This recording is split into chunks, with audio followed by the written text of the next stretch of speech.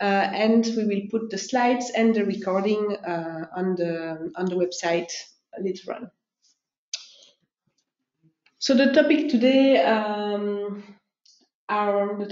are listed here. So we will spend we will spend a moment to present you the next version of the system, and then the main part will be dedicated to the new use cases for 2022. The detection of the parcels heterogeneity, the detection of the bare soil period during the year, and also the change of land category. So, like usual, I should start with the Sen4CAP overview, but before starting it, I would like to know if there are newcomers, persons who never heard about Sen4CAP before today. Just to know if I can skip a bit some slides. Please use the chat to mention if you want a full overview of the system. Well, if there is no message, I will be very, very short. So really, the summary of Sen4CAP, you know that the key aspect is the fact that we are working now with a markers database. So in Sen4CAP, you can pre-process Sentinel-1, Sentinel-2 data. You can generate biophysical indicators, and then there is a specific processor that will cross all this data with your subsidy applications dataset, and the processor of the marker database will compute statistics of the signal, average, standard deviation, coefficient of variation, etc., at the parcel level, and also some markers in the CAP meaning. And this information will be stored in the database, and the database will be growing over time along the season. So each time there is a new acquisition, new information is recorded in the database. This database is, of course, used by the Sen4CAP processor if you are interested in making a map, detecting the mowing, monitoring some practices, but you can directly access them through an interface, through an API interface, and you can develop your own algorithms on top of the markers. So the version 3.1 was delivered 6 months ago in July, and we will present you the next version here. So I will not spend so much time on that. To mention that Sen4CAP is not only a system, but also a community, and you are part of this community. Do not forget that we have a forum if you have questions, that we have also a lot of resources available on the website, ATBDs, presentations, trainings, everything is available for you. A special thanks to Lucy and all the Czech paying agency for presenting the Sen4CAP during the Copernicus User Forum at the end of last year. So this was an event where we could also promote the tool. So thank you very much for that. Also, maybe the two last slides are, I would like to mention that Sen4CAP is available in the AO widget project that you might know, or if you are interested to know, you can contact me. So this was already presented 2 times during these webinars. So AO widget is what we can say the check by monitoring, which is proposed to the paying agencies as a service, and it is building on Sen4CAP. Not only on Sen4CAP, but Sen4CAP is one of the building blocks on which the different widgets are built and on which the monitoring is done. And so this is now running, so there are countries using it, and do not forget to take the information and to contact them if you're interested. More on the research side, Sen4CAP is also available on the agriculture virtual laboratory. So this is a laboratory where you can access a lot of data, EO data, in situ data, auxiliary data. So if you're interested in developing algorithms, this is a very good platform. The platform will be open to the public here in spring, and so there are the possibility to test new things there also.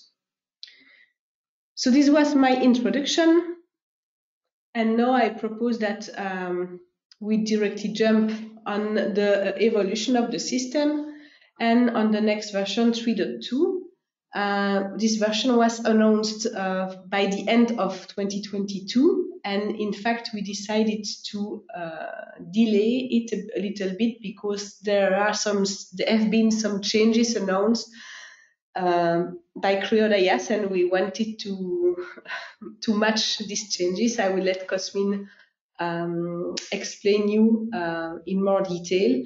But so the version 3.2 will be released here end of February, first week of March at the latest. And a big update will be the fact that the EOFinder API on CreoDIAS will be updated, and this is needed because CreoDIAS will change. There are also some changes for the Landsat 8 in the markers database, but this is detailed here, and I will give the floor to Cosmin to detail you what will be in this new version. Cosmin? Hello. Hi, Sophie. Hi, everyone. Nice to meet you to this webinar. I will present the Sen4CAP 3.2 new features that will be included in the new release that we plan to publish it as soon as possible, hopefully in the next 2 or 3 weeks.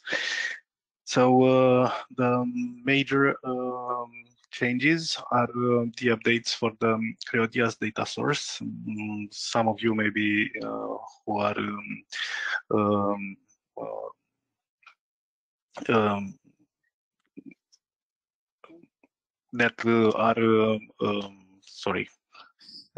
that are in contact with CreoDIAS, you might have received some emails informing you that the RESTO API that is currently available will not be supported anymore. So CreoDIAS is moving to OData or stack protocols. So in order to retrieve the products from CreoDIAS, we will have to accommodate to these new changes. There are also some changes concerning the product types for the Sentinel-1.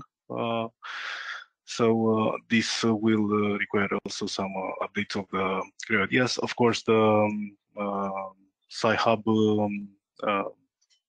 data source is not impacted by this. Only if you are running on a CreoDIAS machine, or if you are downloading products from CreoDIAS. We are also forced to do some updates for the USGS data source. They recently changed their API at the end of October, beginning of November. So a new data source for USGS for Landsat 8 retrieval will be also available. Also, as the Sentinel-1B stopped functioning last year, in this moment to process the new the products after this date, you have to make some manual changes in the configuration of the Sen4CAP system, but we will try to do this automatically. So even if these changes are described in the software user manual, we will try to detect if the Sentinel-1B is present or not in the system. So also we added already the possibility to compute the median, percentile 25 and 75 markers in the marker database 1, beside the mean and standard deviation. We also will provide an enhanced site creation dialogue in the Sen4CAP system web interface. In this moment, as you know, you have only the option to upload a shapefile, but in the next version, you will have also the possibility to select, to draw on a map a polygon or a rectangle, but also to select an administrative unit when you create the site. Also, we are trying to resolve some issues with the automatic processor's execution on past seasons. This was one of the biggest issues that we encounter. We hope that in this version this will be solved. And also we added support to handling the bottom of atmosphere at offset value that is specified in the Sen2Core created L2As. This change occurred during last year, and this is needed especially when computing the NDVI and other indicators. So with this version, we also correct this issue, and also we will come with some other minor corrections or handling of abnormal situations, like for example, automatic starting of the Sen4CAP executor when after a restart, if the database was not initialized, but these are technical things. So we will describe all these new corrections also in the changelog file for version 3.2. So this is for 3.2. Thank you, Cosmin. And this is the plan for the next ones. So the 3.2 will come very soon, and very shortly after there will be a 3.3 with the new processor about the parcels heterogeneity. So we decided to split the two and not to do a unique version because we want to avoid any, let's say, stop of Sen4CAP because of the change on Creole IaaS. So this is the more secure option in terms of release. But the heterogeneity processor will come very soon. And then we plan the next version with the bare soil and the change of categories processors in May. We realized that it might be a bit late for those who want to use it. And so in between, there will be the possibility to get some homemade codes, meaning not fully integrated in Sen4CAP, but codes that can build on the markers database for the processors. But on this, we can discuss it later when the use cases will be presented. This is the plan for the system release. Any question?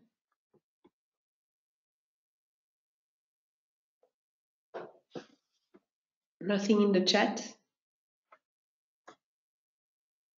Okay. So you are very quiet. So I will give the floor to my colleague Diane, who will present you the new use cases, starting with the parcels heterogeneity. Yes, so we have been working on the three new use cases for in 2020 and 2022 actually, and we have been working with 7 panel countries, so 8 paying agencies that we have been received calibration and validation data, and so all have been running on Create IaaS, and we have all those sites that have been created with all the images pre-processed and their subsidy application upload into the system. And so we had some first results that we present to them in the last workshop in Prague. So internal workshop that we have, where we have had the possibility to work on the data already with the paying agency, so the pilot country, and we had really good feedback. These feedback were used to build I would say the version 2 of this new processor, and that's what I will explain today. So the new use cases are those three. We have the parcel heterogeneity, where we have been really focusing on a pixel analysis at the parcel level. So we have first a pixel-based algorithm that moves then to an algorithm at the parcel level. We have the bare soil detection with optical and SAR variable, so we can have along the year analysis. And the last use case is the change of category from one year to another, and that will be explained by Maxime today, who is joining the project. So let's start with the heterogeneity marker. So this is the workflow for Sentinel-2. It seems a bit complex like this, but it's quite easy. I don't know if you can see my mouse, but so there is the Sentinel-2 image that are uploaded and in the algorithm, where we are using all the Sentinel-2 bands at 10 meters and also the NDVI, and all those images are used to compute a clustering.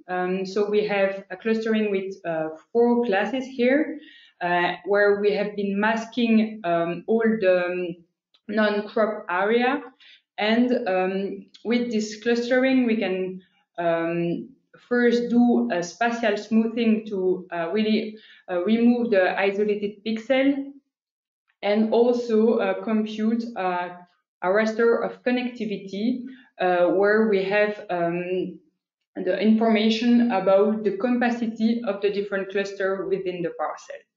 So this is the workflow by pixel, and then we can ask such questions such as what are the number and the size of the cluster within the parcel, what is the difference of NDVI between the different clusters, and how much the cluster are really compact within the parcel.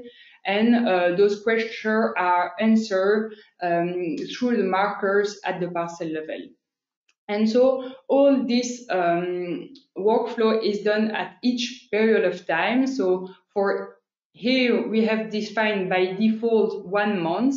So by months we are using so 3 10 days resample image to do this clustering and all this analysis at the for the whole period of Sentinel-2. And then once we have the whole period for the whole year, we can do a decision.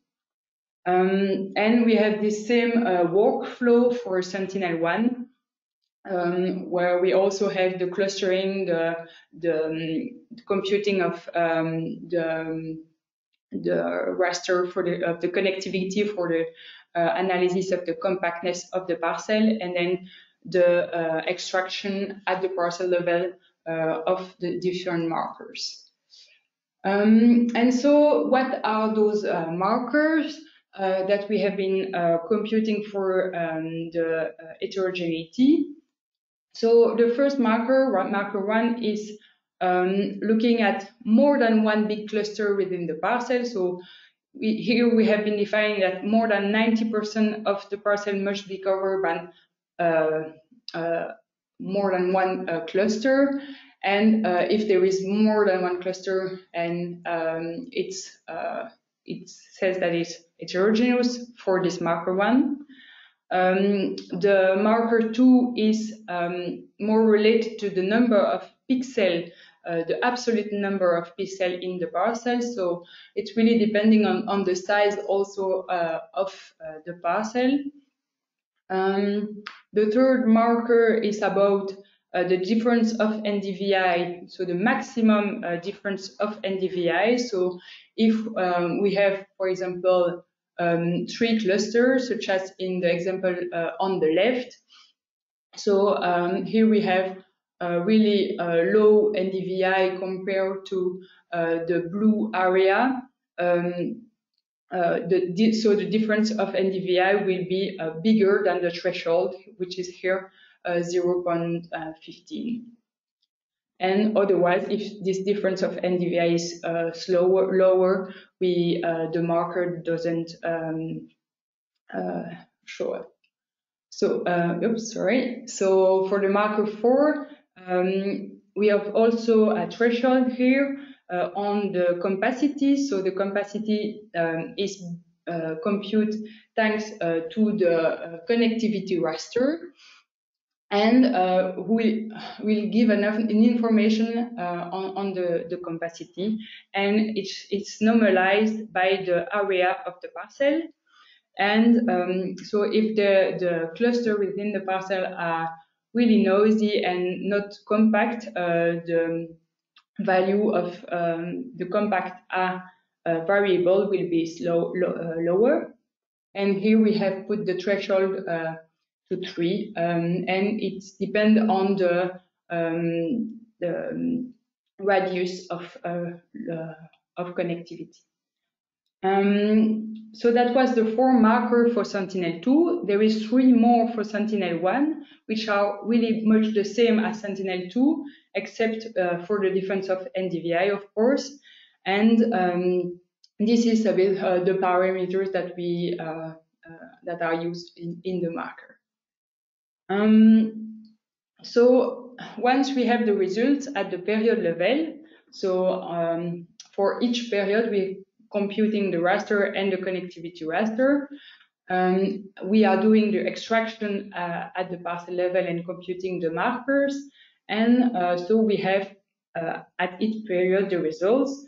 And then we will look over the different period if there is a confirmation of what has been seen at the period P. So we can have really a decision at a different time of the year, and we need to see if the result is confirmed over time.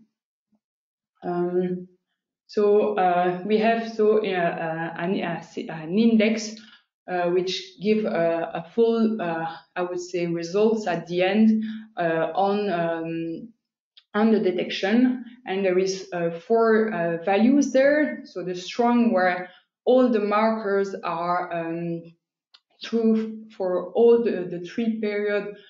So here we have a period with 3 months that needs to be confirmed for the analysis. The moderate, where at least 1 period should have all the markers show up, and more than and also all the other markers true. There is also the weak, where if 1 marker is missing at each period, and the poor, where half of the markers are true. So in this example, for the period 1, we have just 2 markers missing. So we have a index of moderate, and it has been observed at the period 1, and then at the period 2 we have all the markers that are true, and so we have the index that is strong, and then at the period 5 it doesn't is true anymore for 3 of the markers over 4, and so we keep the analysis for the period 2 as strong. And Sentinel-1 will come as a support for Sentinel-2 detection when Sentinel-2 is not available. And all this analysis will be done in a GTPter notebook, and so really we want you to have really all the capacity to change the values and the analysis if you want, and really have a really strong flexibility there to make the change if you want. But also it will be completely integrated in the system, but if you want, you will have the possibility to change it.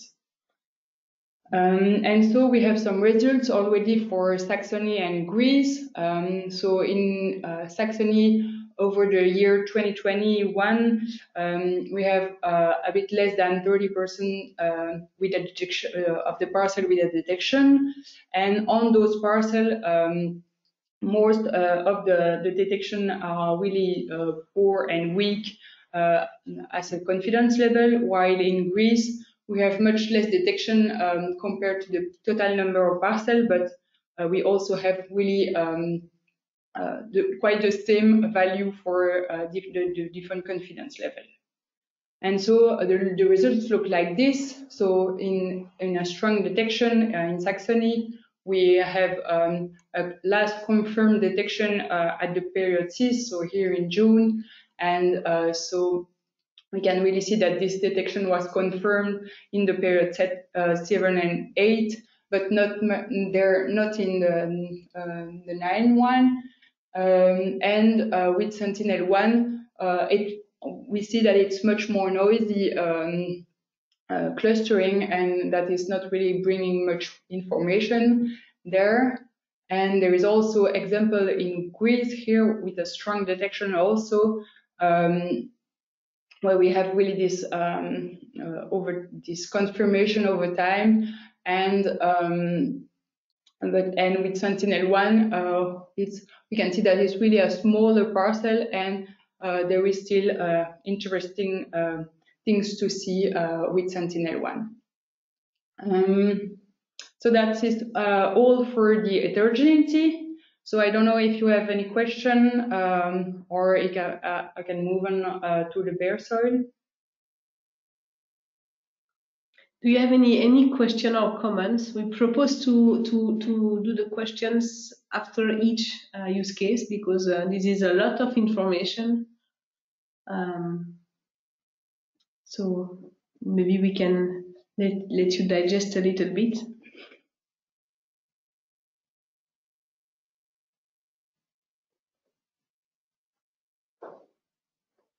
About the methodology.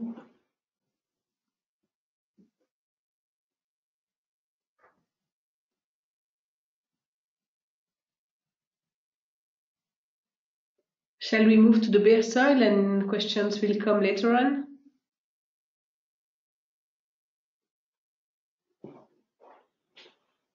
Okay, so let's move to the next one.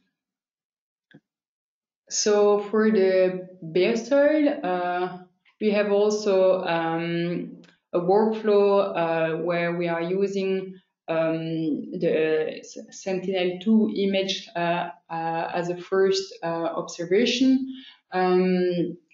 So there we are already using directly the marker database 1 directly to compute a random forest and have results at the parcel level. So so for each at each acquisition, you will have the information that the detection is vegetation, so NBS, non-vegetation, non-bare soil, and the confidence level related to the detection. So at each Sentinel-2 acquisition, but how we can compute this random forest model? So we can do it thanks to a calibration dataset that is built on a training period. So we have really the period of training that it can be either the year of monitoring or before the year of monitoring, in order to have a model available really even before the monitoring of the year. But you must already have at least 3 months of data to get enough calibration data set to build your model. And so it's building as such. So we have some variables, which are the NDVI, the NDTI, which is the tillage index, the bare soil index, the moisture index, that are used with thresholds to build the bare soil and vegetation data set as a whole. And then once we have identified the dates and the parcel in the two categories, we can also feed all the data with the rest of the Sentinel-2 information, so all the other Sentinel-2 bands, but also more complete variables, biophysical variables.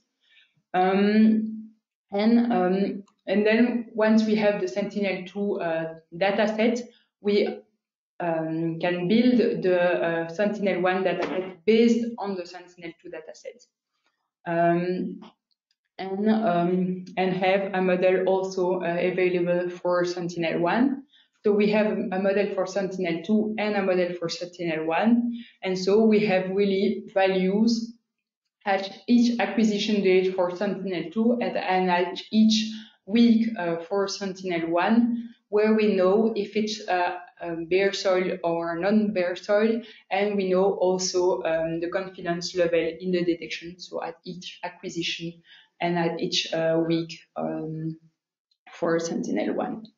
So this is the bare soil classification results, so the prediction on the data set. And then we can really do a marker analysis over time and to really look at the time series to see if the detection, so the prediction of the bare soil is confirmed or not, and have a really general result at the end of the period. So I will go further in the explanation for this analysis. So the time series analysis works like this. So we start at the start of the season, so we don't know what will happen in the future. And so once we have a first acquisition of Sentinel-2, we have already a model built, and we have seen we have the parcel which is classified in bare soil with a confidence level above the threshold of bare soil. And so we say, okay, this is a strong bare soil. We can start the bare soil period. And we have the marker 1 that has the value 1. And then we have another bare soil, another strong bare soil with a confidence level above the thresholds. So, okay, this is a bare soil confirmed. So now we will look when the period stops, and we have the marker 2 and 3 that is also that are also 1. And afterwards, we have another confirmation, but maybe we have cloud also in the time series, so we don't have all the time values. So the cloud is also taken into account. Once we have other values, it will also feed the marker 2 and 3. And if there is a prediction of non-bare soil, so vegetation, but this is not a strong vegetation, it will have an impact on the marker 3 here, which is which has not the value 1. And then if there is a strong prediction of non-bare soil, so the vegetation is starting, we can stop the period of non-bare soil and start to see if the period is closed. And we will look for a period of 2 months after the end of the bare soil period to see if we have really vegetation at that time. And there will also be the possibility to look for another bare soil period in the end. And so we have the marker 5 and 6, which is incrementing thanks to the strong non-bare soil detection classification. So here we have the first bare soil period, which has a strong confidence level. And then we will look if there is another period of bare soil. and we can see that another bare soil is happening, and so a new marker one is set up, and a new start of the period is starting for this parcel.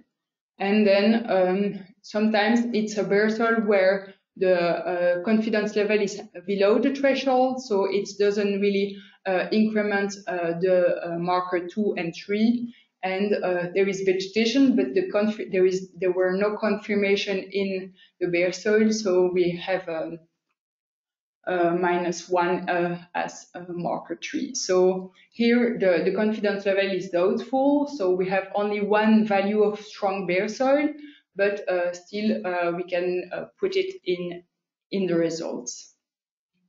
So this is a bit how it works. It can look a bit complex like this, but it will be explained in detail in the ATBD. And if you have any question, please do not hesitate. And so this is a bit a more complete definition of the 6 markers that I used for the time series analysis. I will let you read all this calmly when the presentation will be uploaded, but it's a bit what I explained. So there is a first marker to see, to know when the period starts, and then see how much information we have during the period of bare soil, if it's really confirmed over time. And there is, of course, thresholds according to the markers. And then you have this confidence level in the time series analysis. So we have, so here are 5 values, and those values depends on the marker values and during the bare soil period.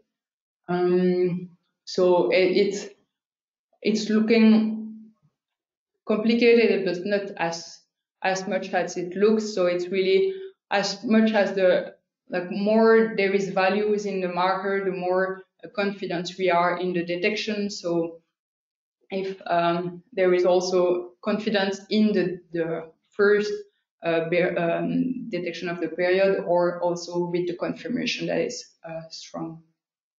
And sorry, and then here are a bit the results for Czechia. So in Sweden, so in Czechia we have more than 50% of the parcel that has at least one detection of bare soil, and the detection, the confidence in the detection are first observed with Sentinel-2 only. So we have around 20% of the parcel that has a doubtful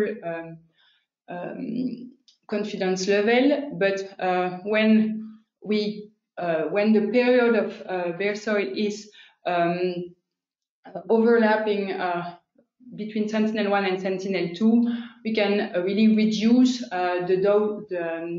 we can improve the confidence level thanks to Sentinel-1, and so we have a bit less than 2% in Czechia, and 3% of the parcel, the doubtful parcel, that are now still confirmed with Sentinel-1, and so this percentage of confidence is really increasing over the confidence level. So we can have really we are if there is a Sentinel-1 detection, we can really see that it's a strong detection, since it corresponds most of the time to the strong detection with Sentinel-2 also. So that's quite positive results, and we are really really glad to have that kind of observation. So that's a bit how it looks like in Czechia. We have like here with Sentinel-2 a detection that is happening in July. So probably after the harvesting of a crop. and then a catch crop afterwards. And with Sentinel-1, we have also a detection which is quite doubtful at the beginning of the season. We have also an example in Sweden here, where with Sentinel-2 we have 2 detection over the year. One quite long detection at the beginning of the year, starting in February up to May, and with a really strong confidence level, and then another detection in August and beginning of September, which is quite good. And and those detection we have first in a detection in with Sentinel-1 also in March, and then one other in April with Sentinel-1. So here we can see that it was really confirmed with Sentinel-2, with Sentinel-1, the detection of Sentinel-2. So that's a bit how it looked like, and so we will send to the paying agency that we have been working on the new project quite soon.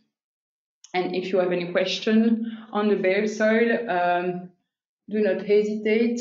I think I've seen some question on chat. So there have been some question, and maybe we can start with the last one from Sofia in Greece. So Sofia is asking if it's possible to relate the period of the bare soil with the period of the vegetation.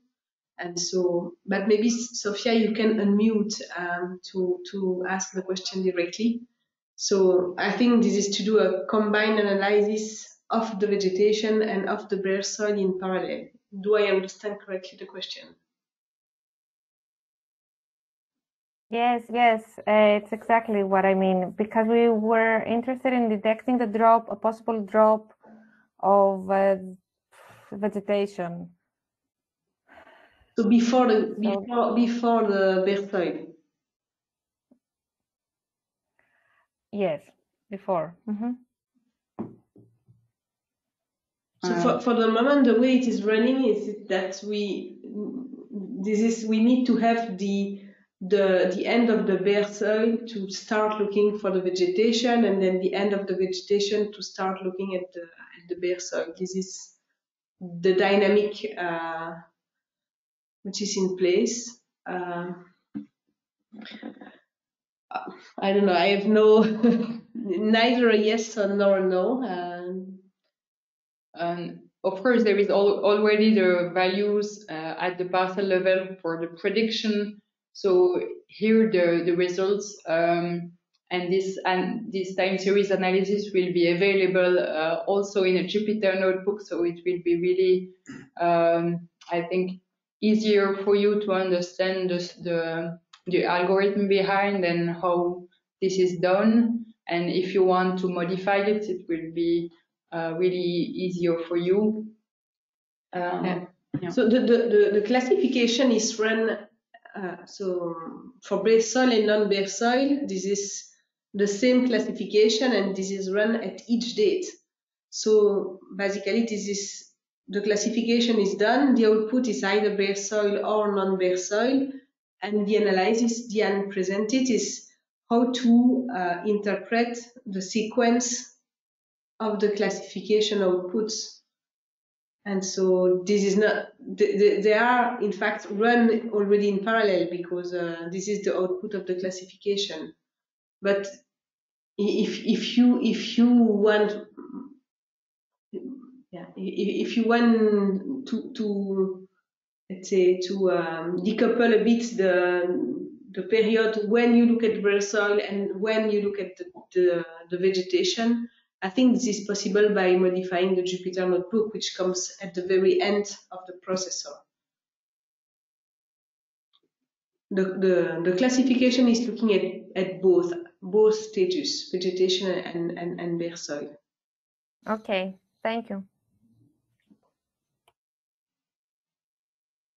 Any other question? For the bare soil and for the heterogeneity before.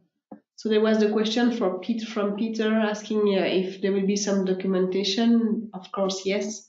So there will be ATBDs, which will describe the methodology, the parameters, etc., which will be released with the new version. Then the new processors.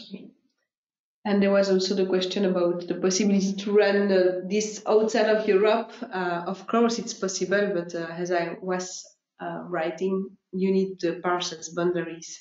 Everything is by parcel. So it's working with average values of signal at parcel level. So this is the condition.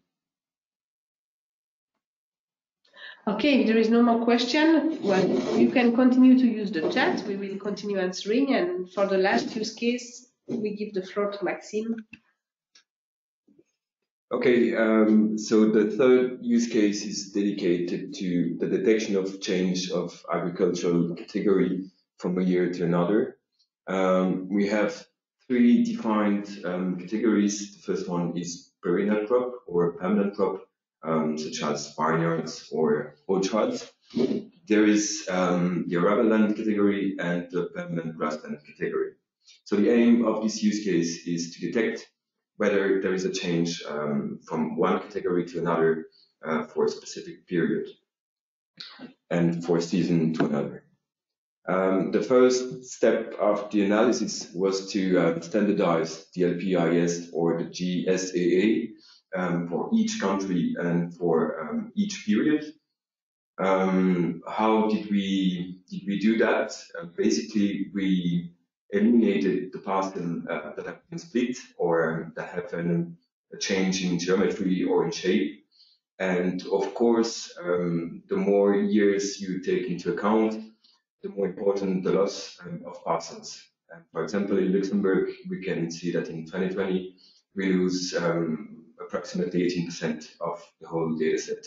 It's a bit lesser in Saxony and Czechia, where we have around 13.5% of the data set loss because of this standardization. After that step, we can, there is an important little step that consists in looking if the sample that we lose is representative of the whole data set. Of course, we do not want to lose any valuable information, and that's just for safety. We look if the sample is representative, and fortunately for Czechia, Luxembourg, and Saxony, each lost sample is quite representative, so we do not lose any information by the standardization process. After that, we can go more into the details and look whether there are changes or not. Here for Luxembourg, the answer is yes. And for 2020 to 2021, we have approximately 1% of changes between the seasons. We can look what are the main changes in the categories, and we can see first arable land to permanent grassland. So of course, as temporary grasslands are considered as arable land, these categories are a bit special, but we could talk a bit later on that one. For 2021 and 2022, almost the same, 1% of the change, maybe a bit more of permanent grassland going to be arable land. What's important here is looking into those details, those main changes, allows us to take a working sample and to isolate the parcels we will be working on. So we did the same for Saxony and Czechia. Here in Saxony, 1.5% of change between 2020 and 2021. Of course, the working sample is a bit bigger because Saxony is a larger region, and here we have 41% of fallow land going to be arable land, and the second biggest category is arable land going to be fallow land. It's special, but well, it's like that. In Czechia, we did the same exercise, but less changes in this case. We have only at the end a sample almost 300 parcels. We could discuss that a bit later on, because depending on the methodology we are going to develop, it can cause some not some problems. But anyway, we could explain that a bit later. After having isolated parcel we will be working with, we can go and check inside the main changes what are the crops what are the crops following the first category. So in that case, we take a look at the Luxembourg for the period 2020 to 2021, and we look at the change permanent grassland to arable land, and we can see on the right side of the slide the repartition of the different crops following the permanent grasslands. The first category is the other temporary grassland, and then we have silage maize, summer oat, etc., etc. And that's where we can start the analysis and develop a methodology. So we stay with the Luxembourg, and first here we stay in the same change of categories, so permanent grassland to arable land, and we take a look here at permanent grasslands or multiple permanent grasslands becoming silage maize parcels. On the graph, we represent the NDVI, a vegetation index. The green curve is the mean for permanent grasslands staying permanent grasslands over the time, and in gray, and we have the mean in black, we have permanent grasslands, but becoming the next season silage maize. So at first, of course, we do not see a clear difference between the two curves, but in January 2021, we see a difference starting between the two curves, and that difference is clearly seen around March, April 2021, where we can see probably a tillage followed by a very slow period that we will be allowed to detect thanks to the work of Diane. Maybe can note that, of course, there is that well-known pattern starting around, I would say, May and June, the growing vegetation period and the harvesting period in October. Now, another interesting graph, yeah. Anyway, a permanent grassland to arable land, we stay in the same category, but we take a winter crop, and that's interesting because here we are looking at the winter crop, and on the graph it highlights that the period of tillage and the bare soil period is appearing sooner as compared to the summer crop. And here we can point out that the change detection period will vary across time and analysis. And of course, we have the same pattern with the growing vegetation followed by the harvest later. But as we want to detect as soon as possible a change of category, we will have to take this into account. And by this, I mean the type of crop. If it's a winter crop or a summer crop, of course, the tillage and the seeding period will be different. Now, the last case for permanent grassland is going to be arable land, and on the graph, we can say that it will be way more challenging to detect the difference, of course, because we are talking about permanent grasslands becoming temporary grasslands. And yeah, we cannot see clear differences between the two curves. And I think that for that specific case, we'll have to go for an analysis on, a parcel-based analysis, because for each parcel of grassland, we can have mowing periods that are different. So it's way more difficult to isolate trends and patterns like this.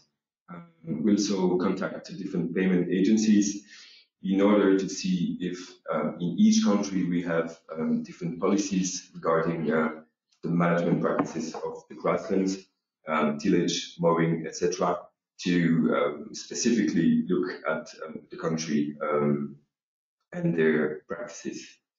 Now to complete the example, permanent grassland to permanent crop, so another big change of category. We stay in Luxembourg, and unfortunately we just have one example of permanent grassland becoming a permanent crop, in that case an orchard.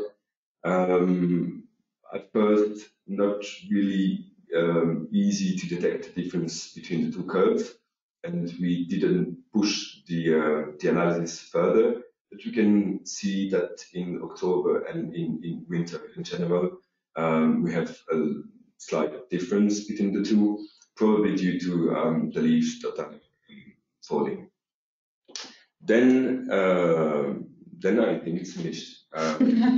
Sorry, so if you have any question on that use case, please use the chat or unmute your mic and we'll try to answer them.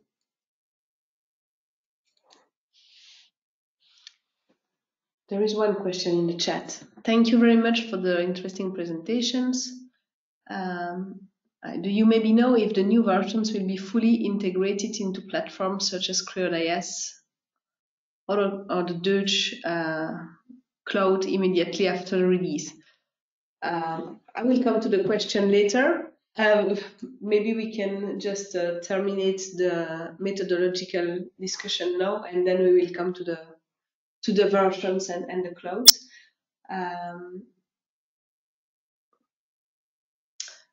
This is one question. In terms of methodology, if we update, replace the LPIS during the season, will the marker database be recomputed?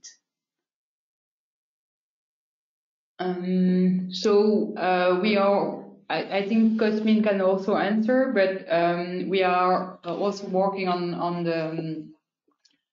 having the update more easy with the marker database, because we know that when there is a change in the LPs, for the moment it's requiring a manual update for the marker database, but yeah, we will also have some improvement there. But for the moment, yes, when there is an update in the LPs, you need to recompute the marker database. Cosmin, do you know if that will be included? This automatic update will be included in the version 3.2? No, not in version 3.2, but I think it can be included in version 3.3. With the heterogeneity processor? Yes, yes. Thank you. Maybe I have a question for the audience. Just on the last, not this one, but this slide about permanent grassland becoming temporary grassland. So we were honestly a bit surprised that there were so many parcels doing this transition. From your different experience in the different countries, what is the motivation for the farmers to move from a permanent grassland to a temporary grassland? Is it a transition towards something else, or is it to do some specific practice that is not allowed in permanent grassland? Or can you share a bit your thought about that, because it can help us to know what to look at? There are ping agencies from Germany, Czechia, Greece, Belgium. Any idea?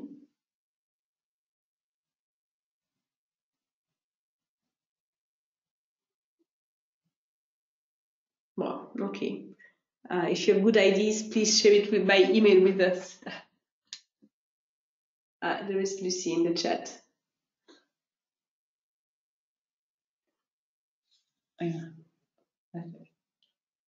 Yes, in Czechia it seems that the permanent grassland cannot be turned on into another temporary grassland, it's directly to arable lands. Is it specific to the change from permanent grassland to temporary grasslands, or because you said in the comment that that's from permanent grassland to arable land?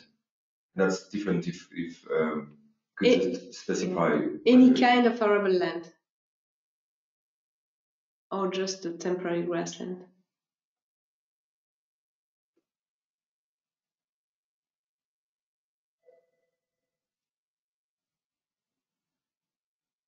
Okay, probably we will have the answer on the chat. In the meantime, any other question? Yeah. Okay, thank you, Lucy.